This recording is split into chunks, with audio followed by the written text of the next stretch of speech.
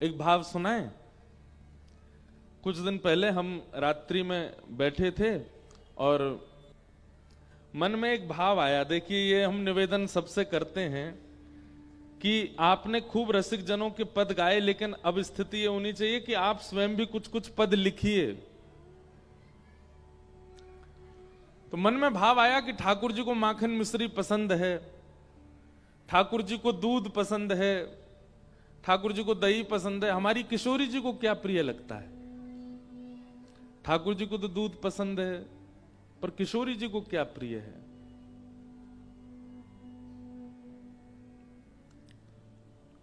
तब मन में ये पद आया, ये भाव आया। अभी तक हमने कहीं नहीं गाया, पहली बार रांची में ही गा रहे हैं। किशोरी जी को क्या प्रिय है? नहीं, आप बस सुनिए। हमको थोड़ा भय भी लग रहा है गाने में, क्योंकि बहुत रसपक्ष है। पता नहीं आप लोग किस रूप में लेंगे, लेकिन सामने श्री राधा रमन जी प्रमुख श्रोता बैठा रखे हैं ना आपने, इनको सुना रहे हैं हम। तो आप लोग ध्यान से सुनिए। आहा,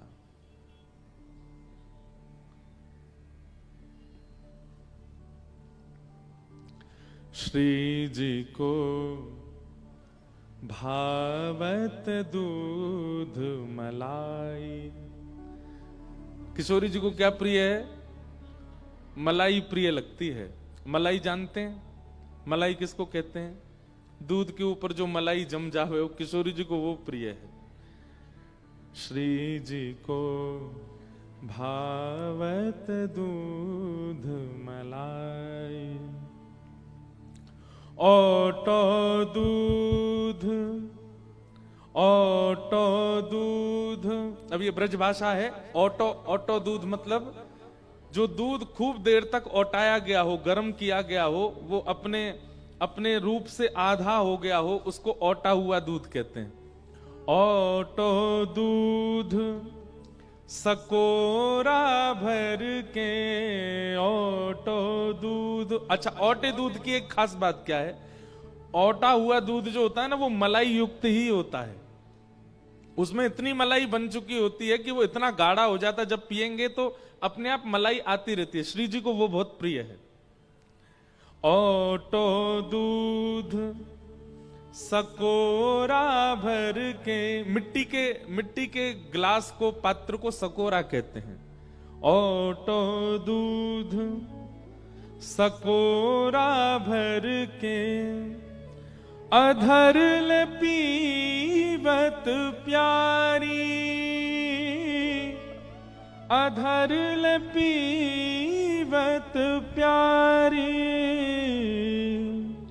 छलकत अधरामृत मुख कोने, छलकत अधरामृत मुख कोने। अच्छा, लीला कैसी है? ये कहीं पढ़ी गई, देखी गई, सुनी गई लीला नहीं है। ये अपने आप मन में आई तो ये पद लिखा है कि ठाकुर जी किशोरी जी से मिलने आए हैं। किशोरी जी ठाकुर जी से मिलने निकुंज में जब जाती हैं तो एक दूसरे को जो प्रिय भाव लगता है ना, वो संग लेके जाते हैं। तो आज नंद भवन सो ओटो भयो दूध और मलाई रोटी सब लेकर के ठाकुर जी गए श्री जी के काजे। बढ़िया केसर युक्त, मिश्री युक्त ओटो भयो दूध जैसे ही ठाकुर जी ने प्रस्तुत कियो तो श्री जी इतनी मचल गई। एक तो ओटो भयो दूध अति प्रिय, वो भी श्याम सुंदर लेकर के आए हैं। किशोरी जी ने तुरंत लियो और इतनी तीव्रता से मुख से लगा करके पीन लगी कि किशोरी जी के दोनों अधरन के कोने से वो दूध छलकन लगो, वो दूध बाहर आन लगो। ओटो दूध सकोरा भर के, अधर ले पीवत प्यारी,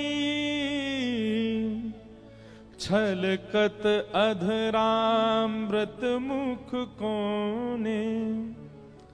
और जो मुखमंडल के कोने से अधरामृत छलक रहा है, उसको देख करके क्या कर रहे हैं? श्याम सुंदर अपनी अंजलि ऐसे आगे कर देते हैं किशोरी जी के मुख के नीचे, और जो दूध यहां से गिर रहा है उसको ठाकुर जी अपने अंजलि में भर करके उसको पान कर रहे हैं। छलकत अधरामृत मुख कोने, कर ले पीवत कन्हाई, श्री जी को भावत दूध मलाई, श्री जी को भावत दूध मलाई। हम ये ऐसे पक्ष बहुत कम लेते हैं कथा में, ये हमारे अपनी प्रसन्नता के लिए है। लेकिन आज जगन्नाथ जी का दर्शन हुआ और जयदेव महाप्रभु की गीत गोविंद से कथा का प्रारंभ हुआ, इसलिए रस पक्ष अलग चला गया है। और हम आपको केंद्र में लेकर के बिल्कुल नहीं बोल रहे हैं, हम राधा रमण जी को केंद्र में लेके बोल रहे हैं। हमारे वृंदावन में एक स्थान है गोरीलाल, क्या नाम है? गोरीलाल कुंज। बहुत छुपा हुआ स्थान है, सब नहीं जा पाएंगे वहां, पर अगर आप पर कृपा हो गई तो आपको दर्शन हो जाएगा। स्थान का नाम गोरीलाल इसलिए है क्योंकि वहां ठाकुर जी के रूप में किशोरी जी बैठी हैं और किशोरी जी के रूप में ठाकुर जी बैठे हैं। जैसे युगल सरकार होते हैं ना हर मंदिर में, तो युगल सरकार में ठाकुर जी हैं और श्री जी हैं, पर गोरीलाल कुंज के दर्शन अलग हैं। वहां ठाकुर जी जो हैं वो श्री जी हैं, श्री जी ठाकुर जी को श्रृंगार करके बैठे हैं और ठाकुर जी श्री जी के श्रृंगार में बैठे हैं, इसलिए वहां कारेलाल नहीं है, गोरीलाल गोरीलाल कुंज। तो गोरीलाल कुंज की एक बड़ी सुंदर लीला है कि एक बार श्री जी दूध पी रही कटोरा लगा के मुख से, सत्य घटना है। तो श्री जी जैसे मुख से लगा करके दूध पान कर रही तो अचानक पीते पीते रुक गई। ठाकुर जी बोले, कहा भयो श्यामाजू, आप रुक काहे को गई? बोले, ऐसा लग रहा है कि यार दूध में कछु पड़ो है का। ठाकुर जी बोले, लाओ मुंह दिखाओ। तो जैसे श्री जी ने दी, ठाकुर जी ने देखी, ना यहां में तो कछु ना है, बिल्कुल बढ़िया दूध है, आप काहे को ना पी रहे? अरे कछु ना है, ले पियो। श्री जी ने फिर से मुख से लगा, अरे ना ना मुंह तो कछु दिख रहा है यहां में। ठाकुर जी ने फिर लियो, ठाकुर जी बोले, अरे कछु ना है। उंगली बोर के नेक ऐसे करके देखी, कुछ भी नहीं उसमें, ले पियो। श्री जी ने फिर मुख, अरे ना ना देखो यहां में कछु है। तो ठाकुर जी बोले, अब एक काम करो, मोह मत दो, आप ऐसे ही रखो, मैं आपके बगल से देखूंगा, यहां से देखूंगा कहा है। तो श्री जी ऐसे हैं और ठाकुर जी यहां गाल से गाल स्पर्श करा के अब झांक रहे हैं भीतर की कहा है। तभी ठाकुर जी को पता चली श्री जी की जो नथ बेसर है ना, वहां में एक मणि लग रहा, वो चमक रहा दूध में आहा। ठाकुर जी बोले, अरे श्यामाजू आप तो बड़ी भोरी हो, ये तो आपकी नथ बेसर की मणि चमक रही है। अब ये सुनते ही किशोरी जी को इतनी जोर की हंसी आई, दूध मुंहते लग रहा, जैसी हंसी तो सब रो दूध छलक करके ठाकुर जी पे और श्री जी पे, दोनों पे जाके गिर गए हो। ऐसी अंतरंग लीला। तो ओटो दूध सकोरा भर के, अधर ले पियत प्यारी, छलकत अधरा मृत मुख कोने, कर ले पियत कन्हाई, श्री जी को भावत दूध मलाई। कितनी सुंदर लीला है। अब इस लीला में ना, पता है यहां इतने लोग बैठे, सबका प्रवेश नहीं हो पा रहा होगा, कुछ कुछ जन वही इस लीला का अनुभव कर पा रहे होंगे, और विशेष रूप से तो वो कर रहे होंगे सामने बैठे हैं मेरे, इन्हीं को आनंद आ रहा होगा। अच्छा, हमारा भाव है कि हम जो भी पद लिखते हैं उसमें लाल जी का नाम देते हैं, क्योंकि वही लिखवाते हैं। अब अगले अंतरा में ठाकुर जी क्या निवेदन कर रहे हैं? कवल बीच मलाई धर के, कवल बीच मलाई धर के। जैसे आप लोग कभी रोटी के बीच में सब्जी रख दो और फिर ऐसे रोटी को रोल बना करके खाओ, ऐसी श्री जी कैसे पा रही हैं? बोले रोटी के बीच में मलाई धर दी है, अब मलाई को ऐसे रोटी में घुमा के अब रोटी पा रही है, वहां में मलाई भरी हुई है बीच में। कवल बीच मलाई धर के। और आप लोग कभी रोटी के बीच में सब्जी रख दो और फिर ऐसे रोटी को रोल बना करके खाओ, ऐसी श्री जी कैसे पा रही हैं? बोले रोटी के बीच में मलाई धर दी है, अब मलाई को ऐसे रोटी में घुमा के अब रोटी पा रही है, वहां में मलाई भरी हुई है बीच में। कवल बीच मलाई धर के, और उसके ऊपर बूरोले बुरकाई, वहां के ऊपर बूरो छिड़क रखो। बूरो जाने, बूरो जाने। एक व्यक्ति से हमने पूछा, मैंने कि बूरा किसको कहते हैं? बोले पिसी हुई चीनी। पिसी हुई चीनी नहीं होती बूरा, बूरा होता मिष्ठान है, पर वो बतासा होता है ना।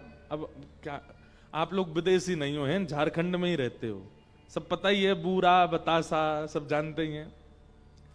तो श्री जी ने रोटी में मलाई धर रखी है, बीच में बूरो बुरक रखो है, और अति आनंद। किशोरी जी को इतने चाव से रोटी में मलाई और बूरो बुरुक तो देख, अति आनंद भय गिरधर प्रभु, अति आनंद भय गिरधर प्रभु। किशोरी जी के अधर पर दूध लग रहा है, हाथ में मलाई लग रही है, हाथ सबरे दूध मलाई में सन रहे हैं, इतने चाव से बूरो बुरक करके श्री जी पा रही हैं। और दूर बैठे बैठे हमारे गिरधर लाल कहा कर रहे हैं, बार बार बलि जाई, बार बार बल जाई, श्री जी को भावत दूध मलाई, श्री जी को भावत दूध मलाई। कवल बीच मलाई धर के, कवल बीच मलाई धर के, बूरोले बुरकाई, बूरोले बुरकाई, अति आनंद भय गिरधर प्रभु, अति आनंद भय गिरधर प्रभु, बार बार बलि जाई, बार बार बलि जाई, श्री जी को भावत दूध मलाई, श्री जी को भावत दूध। पूरा गीत गोविंद ऐसे भावों से ही युक्त है, ऐसे अंतर। अब ये भाव आपको रिझाने के लिए है ही नहीं, ये भाव आपके बीच सुनाने का है ही नहीं, ये संसार के सामने गाने का है ही नहीं, ये तो ठाकुर जी को सुनाने का है। गीत गोविंद ऐसे भाव हैं, वहां आपको कुछ नहीं मिलेगा, वहां ठाकुर जी को प्राप्त हो। हाँ, अगर कोई प्रेमी है, अगर कोई रसिक है, अगर कोई भाव निमग्न है, उसको निश्चित ही वह भाव समझ में आ जाएंगे गीत गोविंद के।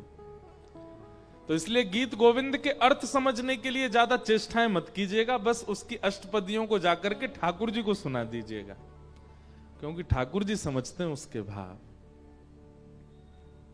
अभिनव जलधार सुंदर धृतमंदर,